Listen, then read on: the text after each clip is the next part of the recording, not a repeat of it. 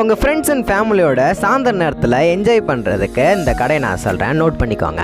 Guys, நான் உங்கள் ஹரிஸ் எங்கே வந்திருக்குன்னு பார்த்தீங்கன்னா சூப்பர் பிஸ்டோ அந்த கடைக்கு தாங்க வந்திருக்கோம். அந்த கடை எங்கே இருக்குன்னு பார்த்தீங்கன்னா நம்ம ஏகேடி ஸ்கூல் ஆப்போசிட்லேயே தாங்க இருக்குது. இந்த கடையில் பார்த்தீங்கன்னா கப்புள்ஸுக்குன்னு ப்ரைவேட்டாக ஒரு ஏரியாவே இருக்குது. ஏன்னா அவங்க வந்துட்டு பீஸ்ஃபுல்லாக உட்காந்து சாப்பிட்றதுக்கு தரமாக பண்ணி வச்சுருக்காங்க. நான் அதுலேருந்து ஒரு ஃபோட்டோ எடுத்துக்கிட்டேன்.